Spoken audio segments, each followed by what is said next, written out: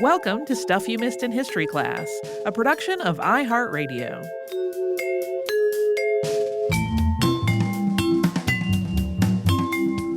Hello and happy Friday. I'm Holly Fry. And I'm Tracy V. Wilson. We talked about Mary Elizabeth Lease this week.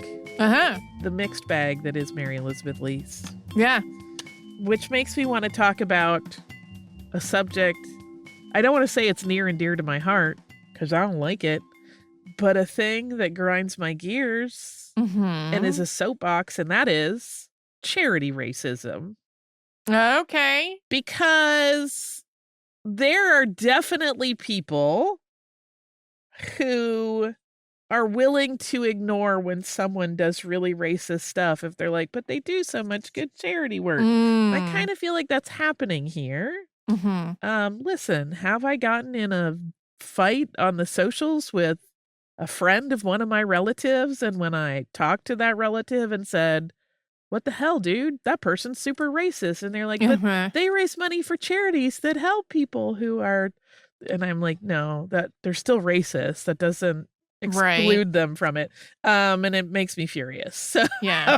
But what's really weird here, and we didn't get into it in the show because we didn't talk a lot about Mary's law practice, is that she did, like her first case was a very prominent case where she represented a Black man and argued in ways that you would think would not be the same person that also said, you know, people of color, Black people and Asian people are inferior to us, so we gotta be the boss of them. Like, I'm like, how do these two people inhabit the same body? It's so weird to me, but also so common that I know it happens all the time. She's such a pill in some ways, and I want her to be great, and I want to be like, yes, Mary Elizabeth, but I'm constantly like, oh, Mary Elizabeth, shush. It's kind of like if you've ever had a politician where you're like, I really like what you're saying. Oh, you kept talking. Like, those have happened to me a few times. Yeah. This is our last episode recording session of the year 2024. And so this morning when I was looking over the outline, I was also like distracted, kind of pulled in a bunch of directions, getting everything ready to, have the year end. And so my initial read through had been sort of cursory. And when I got to the long quoted passages from the book, I just sort of was like, okay, that's a book quote, and didn't really thoroughly read it. And so then I got to the end of the episode the first time around. It was like, I feel like there was some problematic stuff in there, but not enough that, not the amount that would have warranted the kind of discussion at the very beginning of the episode. Right. And then on read through number 2, when I actually read those quotes, I was like, oh my goodness. So the place that I read that book is an online source that's in the source list. And the way that it displays it, when you're actually in the text of the book, it doesn't have like a header that says, Mary Lease and the book title. It's just kind of all the text. Right. And I literally kept going back and forth and being like, is this someone else's book? Like, did this get, because this is messed up. Is this misfiled? This is messed up. But then when I was reading the biography by Brooke Spear Orr, which is really the one super comprehensive one there is, and I'll talk about that again in a minute, she was like, oh, this gets real weird and super colonizing. And I was like, okay, that is in fact the actual text I was reading. But it was so discordant. Yeah. Well, and in addition to that part, the idea of we'll just make everybody be farmers and then there won't be any, alcohol misuse or crime or whatever, that also has problems. Oh, yeah. And is similar to prison reformers who were like, we will send people to these penitentiaries where they will be penitent and they will do hard work. And that will make it all better. Yeah, that also has problems. Yeah, there are so many presumptions of superiority, like, you know the correct way of life, you know what is correct. And it's like, even if that is coming from what somebody believes is an altruistic point of view, those are exactly the kinds of things that sow really gross stuff down the road, Mhm. including thinking that we should colonize. As I said at the top of the episode, most of the quick biographies you read of her seem to completely ignore all of this. And I literally don't know if it is a case where they're like, I didn't read that book. It's so Mhm, long and mhm. windy and meandery. And it is real meandery. It's like she invokes historical stories now and again to like support her point of view and Mhm. likens. She was a very good orator, but I think in the long form of a book, she felt maybe a little whelmed. I could be wrong. That's just my supposition, but it is super weird. There's not a lot of close reading or acknowledgement of that outside of pretty heavy-hitting biography study. Mhm. And that is a little bit of a problem in and of itself because, as I mentioned, that Brooke Spear autobiography is the most comprehensive. And prior to that, there had only been one that was written quite a bit earlier that did not seem to apply the same rigorous standards of like Sure. research and citing primary sources versus secondary, etc. And the problem is that that biography, which is The People's Joan of Arc, Mary Elizabeth Lease, Gendered Politics and Populist Party Politics in Gilded Age America, is as expensive as a textbook. It's a Mhm. really expensive book. It was published by International Academic Publishers, so it is in that sort of textbook Mhm. framework of cost. Right. Like, I got the Kindle edition of it, which are usually much less pricey, Mhm. and it was more than $80. Mm. Like, it's a lot. So I think for a lot of people, especially people who are maybe even doing biographical research that maybe can't get directly to a primary source or look at public records, something like that is often going to be out of reach Yeah. because that is a lot to spend on one source. Yeah. And even if you do something like interlibrary loan, A lot of libraries are not gonna a have lot of it. libraries are not gonna have it, and the ones that do, like, there could be costs involved with getting it. Definitely, there's gonna be time involved Yeah, in getting it. Yeah. yeah. So, I mean, I think that has unfortunately been a barrier to people really, getting the full scope of the things that she advocated for. Mhm. Also, I mean, let's face it, it's more of a feel-good story to be like, she fought the man. She was, trying to be a voice for impoverished farmers who had gotten completely screwed over by, the industrialists and Wall Street, Uh-huh. which she did, but like problems.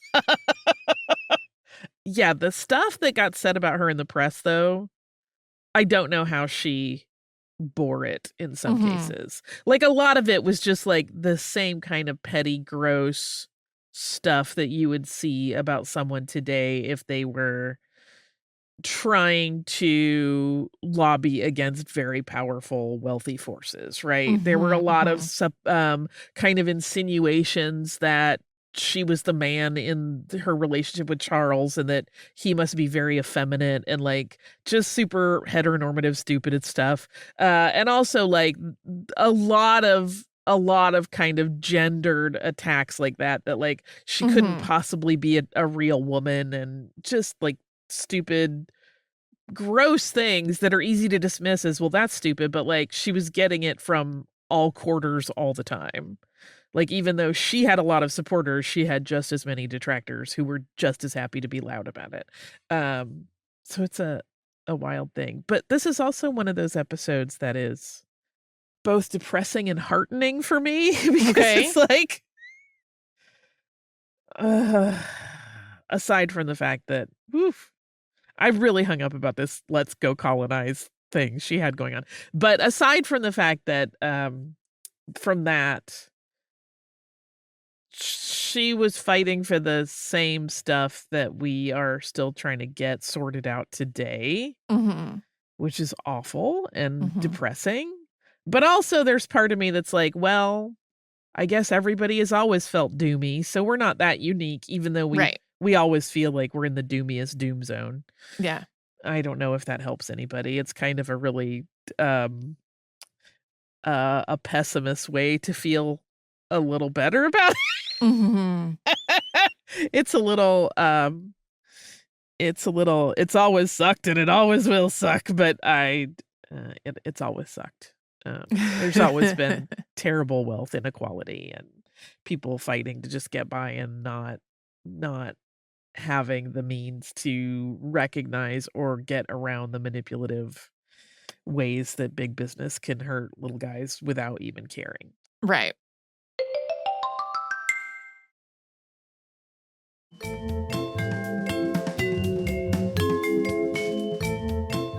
One of our episodes this week in our Accidental Mary week. Everyone this week is named Mary, not on purpose. We talked about Mary McLeod Bethune. Let's talk about whether she was the first person in her family who was not enslaved from birth.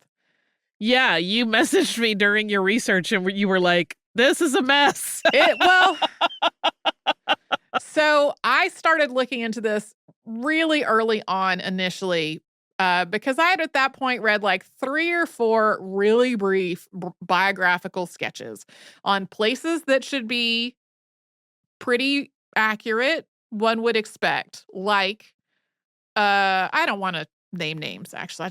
I don't want to embarrass people or whatever. But like I had read, some brief biographical sketches about her, and they all said this. They all said that she was either the 15th of 17 children or the last of 17 children. I think 15 of 17 is right. I think the number 17 is also right.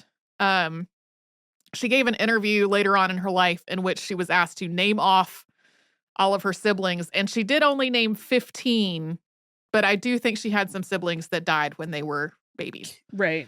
Um, and, birth records not always, kept very well for enslaved people. A lot of times there were references of like how many people there were, Yes. but not necessarily their names and stuff like that. So we're just gonna work off the assumption that she was the 15th of the 17 children as correct. Now, immediately I was curious about this because 17 is a lot of children. Yeah. It is a lot of children at the time.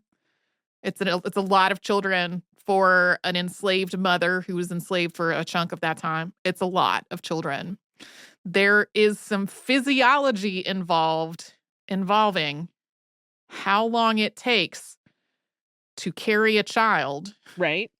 and how long a person's fertility lasts. Yes. And so the idea of somebody, even if she started having babies at a pretty young age, and even if she was having them very close together, the idea of having 14 children and then a decade-long gap before having it, I was like, it's not impossible, but it just seems not that likely. Right.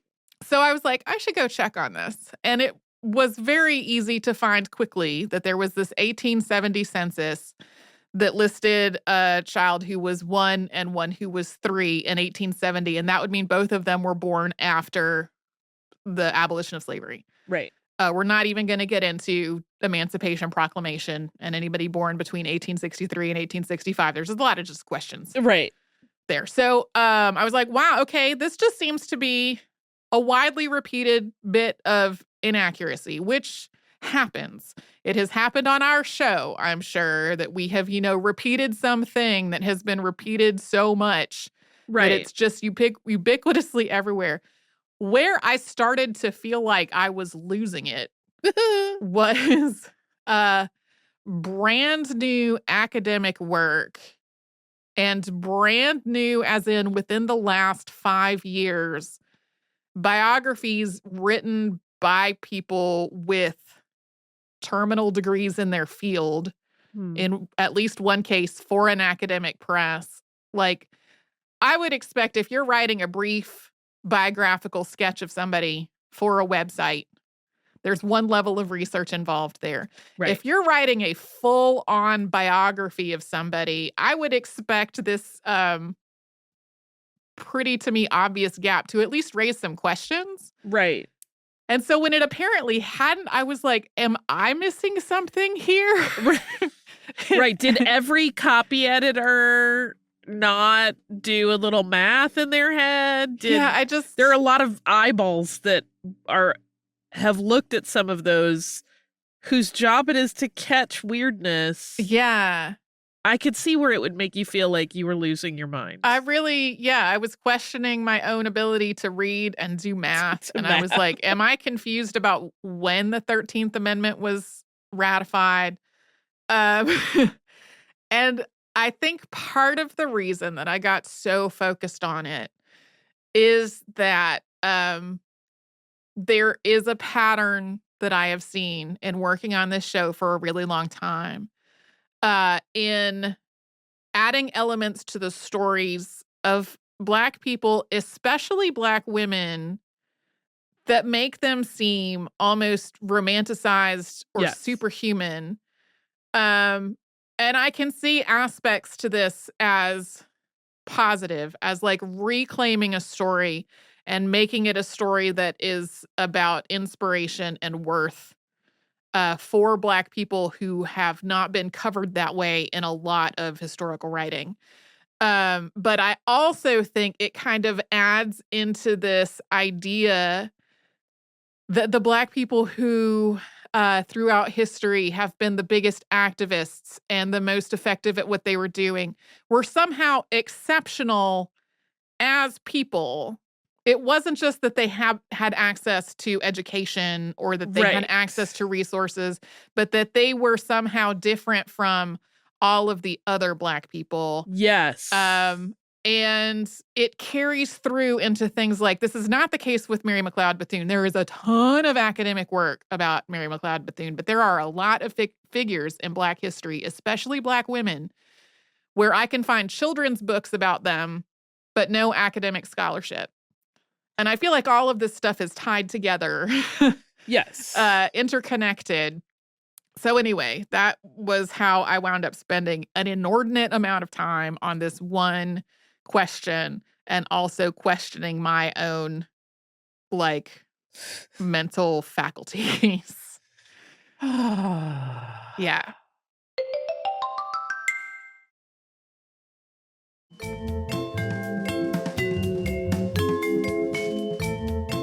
I love that she had faith in God and in Mary Bethune. That's such a great quote. It is a great quote. She definitely accomplished so much, and so much of it traced back to being given the opportunity to go to school and being able to get scholarships for a more formal education. Sometimes she's described as the first person in her family to go to school at all. And that does not seem 100% right to me. It does seem like some of her older siblings who were school age after the Civil War did have, like, they were able to go to a little bit of school. Right. But it did have to be, very specific in the windows of time when that could happen. Right. She was the first person who, like, had higher educational opportunities. There were not that many opportunities for Black students to, even in a lot of cases, get beyond, like, elementary school.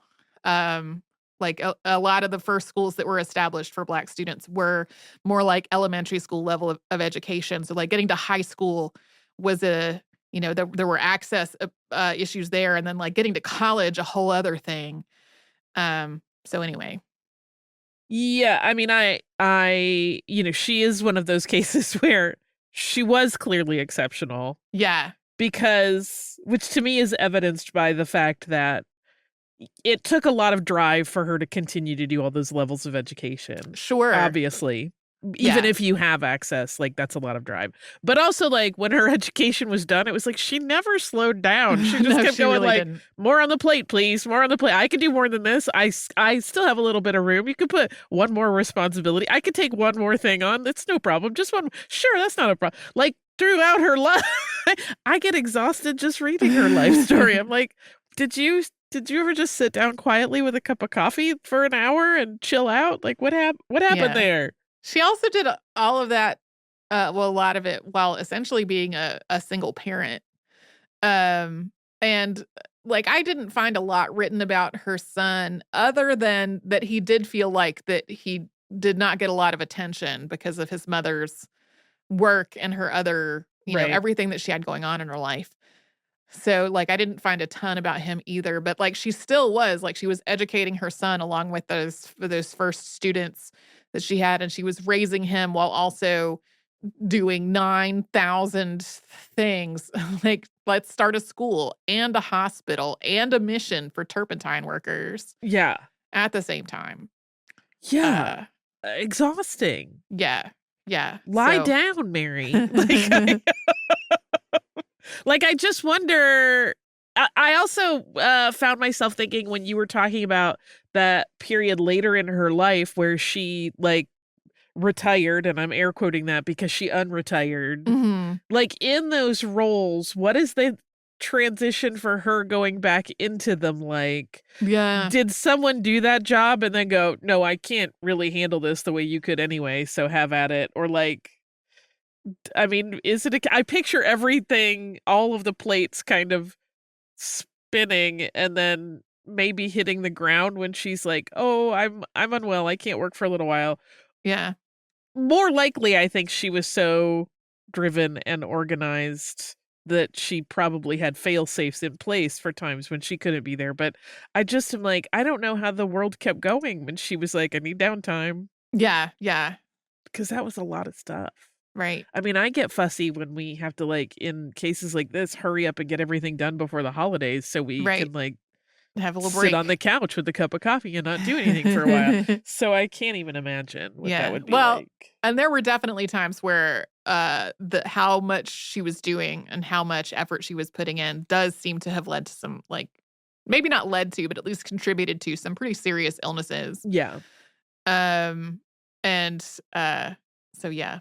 Yeah. I mean, I see why she believed in Mary Bethune, Yeah. because I do. Yeah. Yeah, she's a very incredible person. I've had her on my list for really so long, incredibly long time. And uh like one of the reasons that I had not moved her up to the top of the list sooner is that there is just a ton out about her already. And so sometimes I have focused on people doing similar work that were maybe not as well known. Um but still she does not I think that the men who were her contemporaries who were also working toward a lot of the same issues specifically for Black Americans, for like the freed people after the end of the Civil War, have I think more name recognition than she does in a lot of areas today. Um, so yeah, I'm glad we finally got to do this Me episode. too. I have a question that you will be answering now because we're recording this before it comes out. Oh sure. Did past you or future you, time travel is hard, watch this the day it dropped on December 20th? Um, Probably not on December 20th because I am making a visit to see family. And when I go to see my parents, I tend to spend all of my time with them doing stuff for them at their house, that kind of thing. And I don't know if there will be like downtime on the 20th to watch a whole movie that is I don't know, maybe my parents would like to watch it too, maybe not.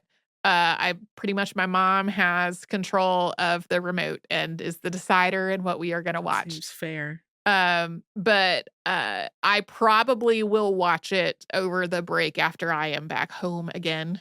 The break meaning Meaning this time where we recorded the episodes in advance so that I can take it off. Yeah, I'm working that day, so maybe I'll watch it while I work. Yeah, that'd be cool. Sit here and cry for a while. Yeah. Try to type about something else. Happens. Yeah, I don't, I have no idea, how the, what the, like, there are a lot of different ways you can focus a movie like this, since it is both about the Postal Directory Battalion and also about World War II. Yeah. So it's like, how much war movie is it, and how much is it about these women? Don't really know. Hasn't come out yet as of We'll when we were find recording. out. We'll find out. I, as a person who has like a lot of pacifist ideals, I yet still will find sometimes war movies incredibly moving. Yeah. So we'll see. We'll see. Maybe I will report back afterward, although at that point it's going to be, weeks after the movie comes out. Right. So yeah. Whatever's happening on your weekend, which is like 3 full weeks after the day we're actually recording this episode. Whatever's happening, I hope it's great. I hope you're able to, if you are pushing really hard on something that is important to you, I hope you're able to take a minute to breathe, because that minute to breathe can really help you get through all the minutes after that. We'll be back with a Saturday classic tomorrow and something brand new on Monday.